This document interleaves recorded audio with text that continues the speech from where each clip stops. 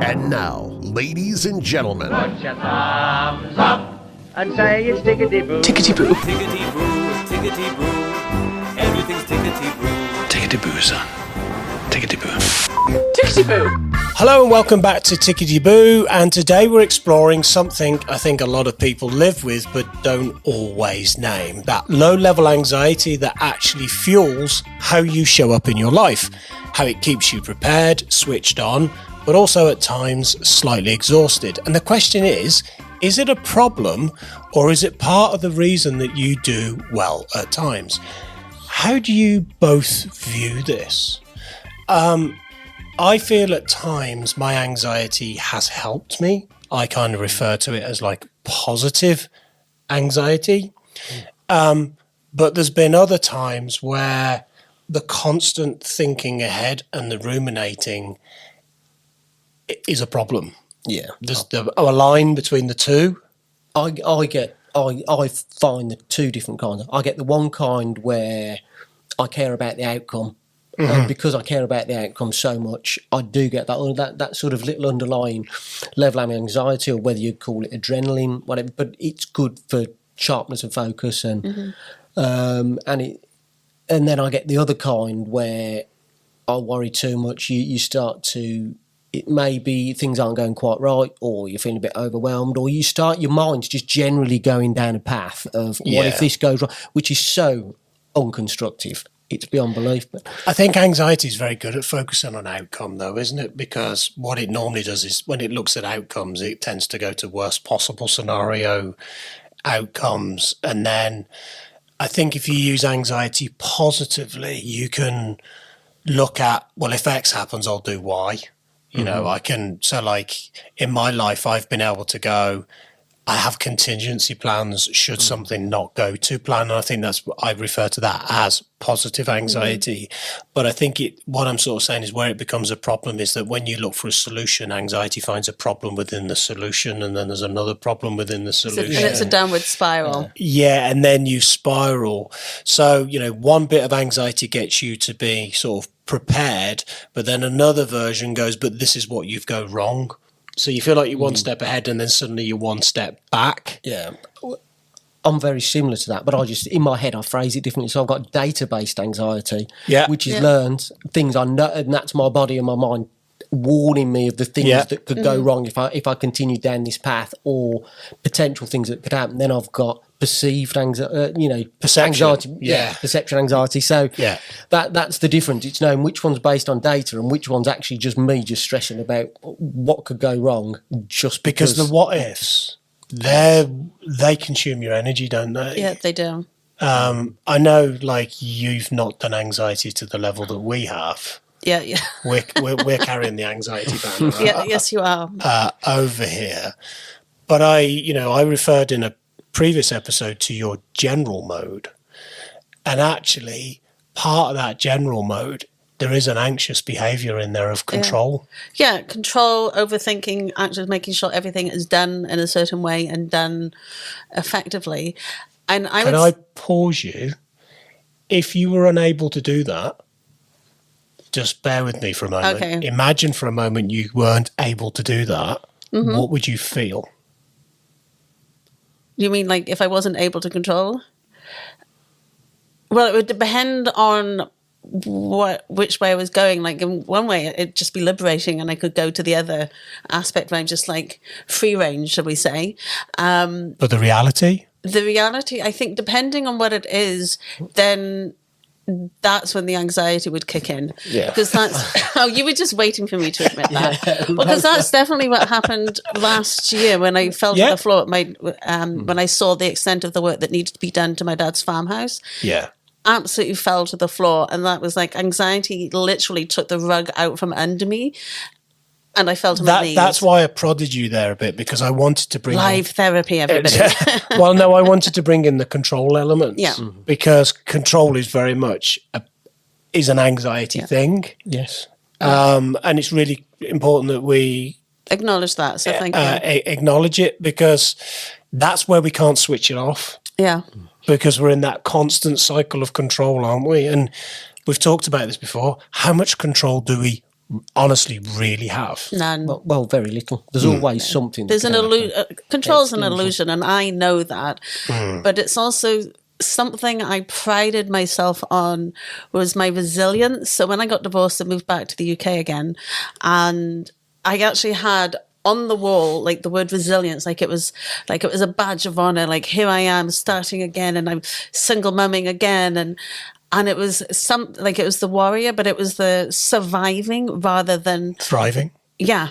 And it was definitely like, and we build resilience, and in positive psychology, it's a good thing. So the more we recognize setback and we overcome that, like, we actually become more resilient. But resilience can be a positive and a negative. It depends how it's driving us. So if it's in that surviving mode, like at all costs, and it's that anxiety and control. In that state, you're just on all the time, aren't all you? the time. Just- And then when you can just thrive and let go of some of the need to control, and you can still be resilient without having to battle it through and wear that with a badge of honor. That's why I wanted to go there. What happens when we, and I don't mean be reckless with this, what happens when we stop fighting for control?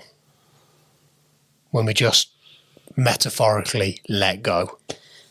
More peaceful fulfillment for me. Yeah, what I would say is massive anxiety spike, Yeah. shed load of discomfort, then the peace comes afterwards. Peace definitely comes. Yeah. But, would you say, is there a difference between control and sort of predictability? Because we're all addicted to certainty. So certainty is the word I was looking for. So would you say there's a difference between that? One is one controlling a situation and the other one's feeling you know the outcome? I think my opinion is control is about us trying to make ourselves feel a certain way. If that kind of makes sense to you. We want to avoid discomfort. Yeah. So we'll invest a lot of energy into not feeling discomfort. And actually, as a byproduct of that, we end up feeling a load of discomfort. Yeah. Yeah. But it's easier to do that, weirdly, than actually go the other way and go, okay, I just need to lean over this way and see what happens and allow things to play out. Yeah, agreed. So what I did, I'm just trying to think because, again, life therapy. I used to be like most people, addicted to certainty, but now I've replaced that with belief in what I'm doing and what I can deliver. So now, if I believe that I can deliver, I don't need that external certainty that it will succeed. Yeah, I think I hear what you're saying. When I was addicted on certainty, what I was really addicted to was chaos, because there was chaos in trying to establish certainty, which is normally frantic activity, scrambling, shuffling the deck, moving things around, chasing, Being busy, a bit all over the place kind of thing.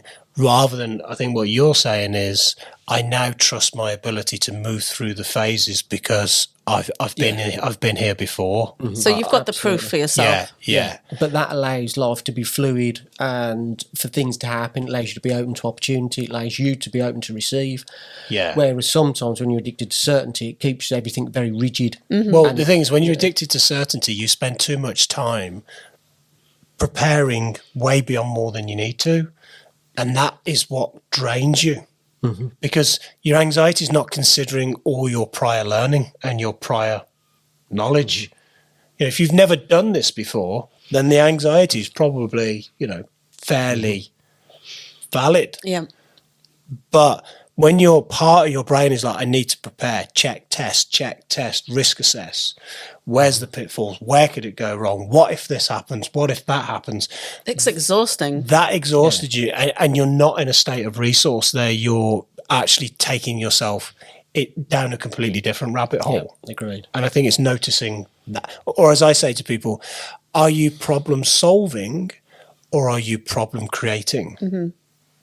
There's a difference between the two. Anxiety is actually very good at creating problems, What it really is trying to do is to bring your attention to worst case scenarios. Yeah. But the thing is, it's like it's completely convinced that that worst case scenario is highly probable, where there's probably like 400 other things that could actually happen, and most of which are more positive.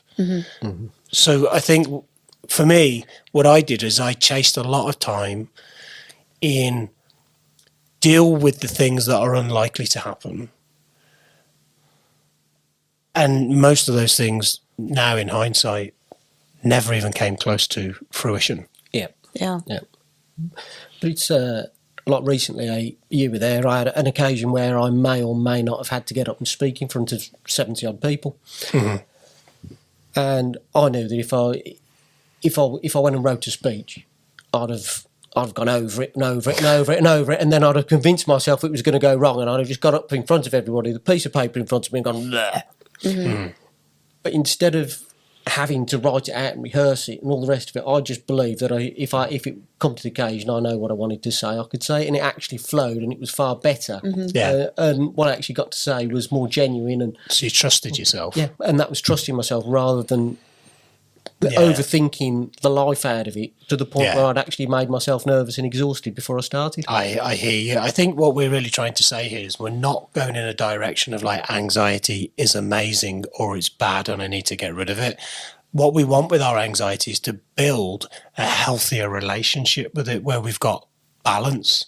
Because I think the mistake we make is we treat anxiety like something's gone wrong and it needs to be fixed.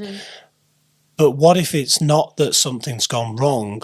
What if it is just part of you's trying to get your attention so you can go, yeah, I've got that boxed off, or thanks for the signal, message received. Yeah, very well put. Absolutely. Using it as a way of responding, because even if we think back, like learning to cross the road, you've got to have an awareness that a car could come. You've got to see that. But also, if you worry that there's always going to be a car that's about to come and run us over, like we're going to panic and not cross the road ever.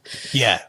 I think for me, I felt that anxiety was the problem, where actually the problem was I hadn't figured out how to work with my anxiety. You know, we were two people, two different identities that felt like they hated each other. Yeah. And I resented my anxiety and I felt it was trying to down me, damage me, harm me. And the more I pulled away and I fought it, the harder it pushed. And the harder it tried to pull me into the anxiety. And I think the shift happens, and certainly for people listening to this episode, is when that helpful edge of anxiety can be acknowledged.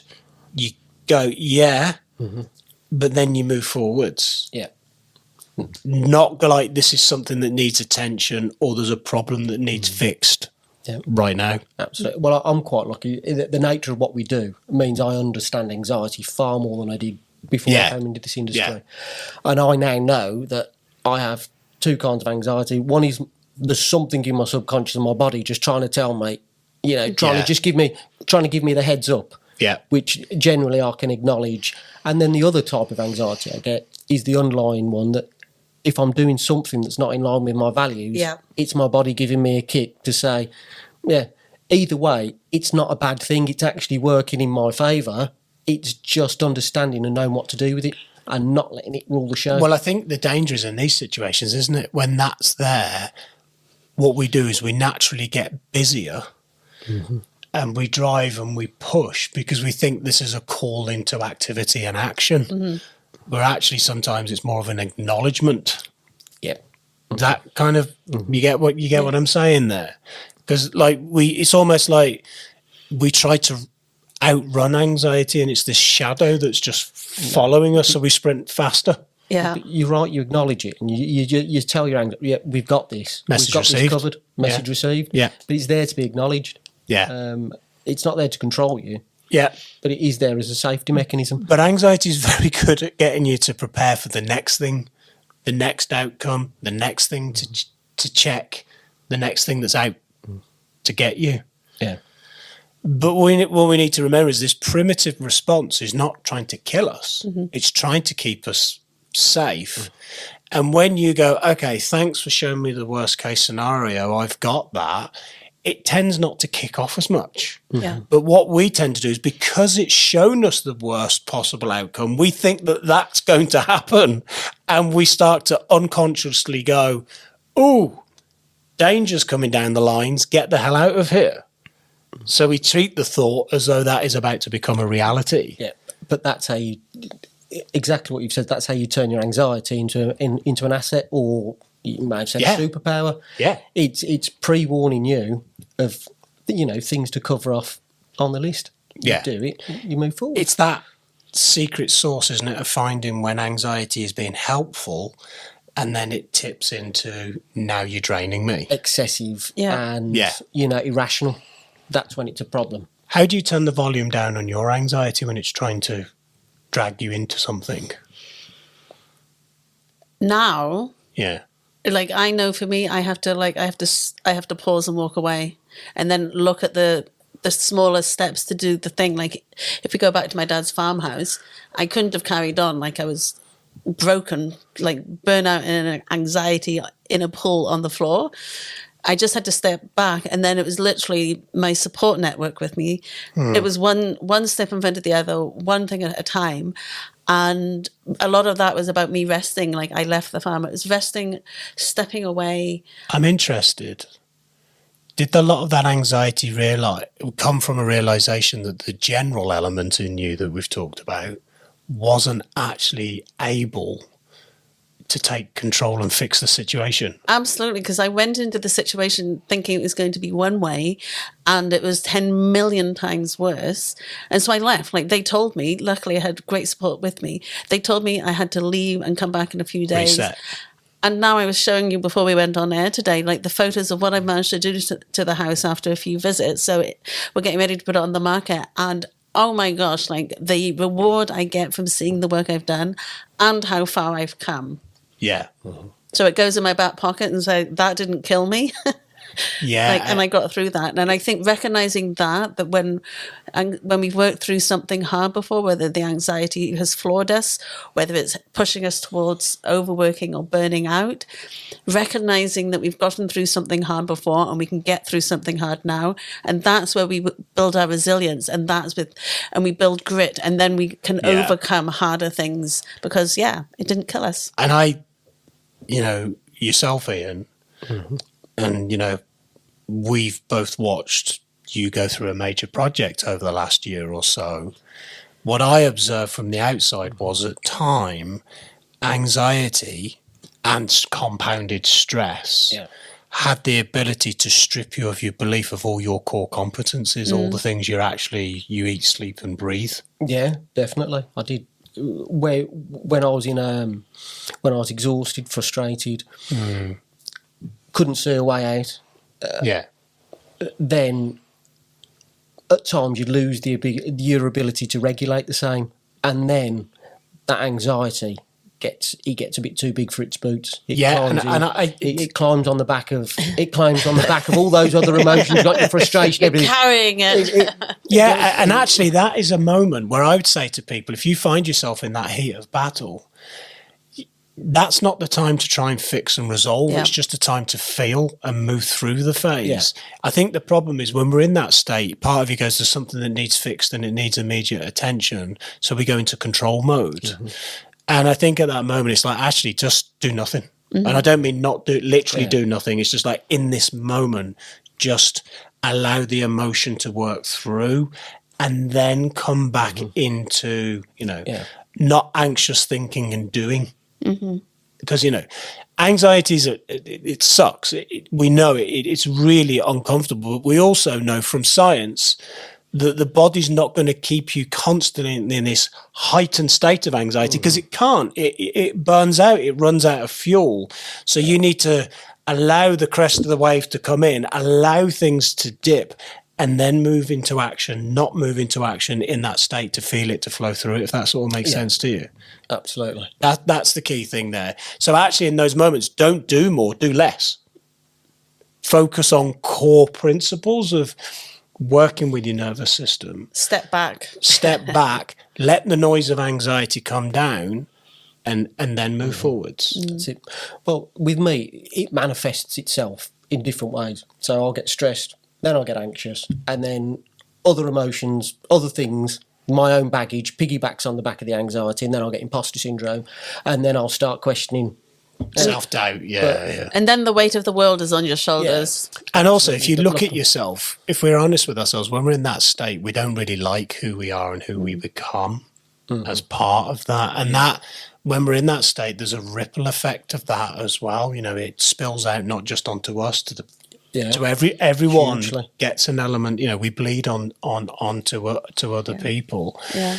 But actually, in the heat of battle, if you can self-reflect, you can start to learn how to work with your anxiety. Look, you know, whether you like it or not, your anxiety is with you.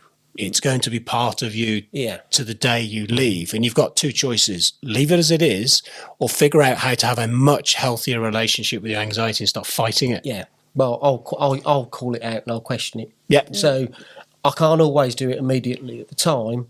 It might be the next morning. I might have to step away. It might be a few kind words from Louise or a friend or somebody else that would say, "Well, why haven't you got this?" And then I'll actually call my anxiety out and I will say, "Well, why?" When I've got imposter syndrome, that's saying, "Well, why we've done it before? Yeah. Why is that then?" And I'll actually call it out and I'll straighten it out. I'll put it back in its box. And that's a good thing about what we do. Yeah. We get hit. We're no different from anybody else. We're exactly the same. Yeah. We get punched, we go down, but we get back up. Yeah. And we've got the tools to do that, which is what we try to pass on I to our think clients. once you get into the model of, you know, the anxiety loop of thought, feeling, behaviour, or as I say to my clients, thought, story, rabbit hole. Yeah. Oh, that rabbit hole. Yeah. Feelings, more thoughts, a bigger rabbit hole. Once you can see the mechanics of that and you actually start to step outside the loop, you can actually start to grow a much healthier relationship with your anxiety. So, you know, that would be the takeaway from this episode. There's actually, you don't need to get rid of anxiety because you need it, but you need a healthier relationship with your anxiety where it informs you, but it doesn't control you. Yeah. That is the takeaway from this episode, I think. Absolutely. And if you need a bit of help with that, go get some help with it, because the quality of your life will massively improve if you do that. Yeah. Yeah? Thank you. Yeah, absolutely. Well, you've got a million TikTok videos as well on the subject. Really useful resource. There's loads of that content people out can there. find, loads and loads. Yeah, on how to do that. So yeah, there are, you know, YouTube, books, podcasts. The information is out there, and you can totally change it if you really want to. But like anything else, you've got to put the work in. Anyway, as always, we massively appreciate you listening to this episode. Don't forget, we have a new episode out every Monday. Those of you that have just found the podcast, we have over 100 episodes for you to go back where we talk about all kinds of subjects. So whatever platform you're on, please click that bell, subscribe icon, drop us a comment, and we very much look forward to catching you in the next episode.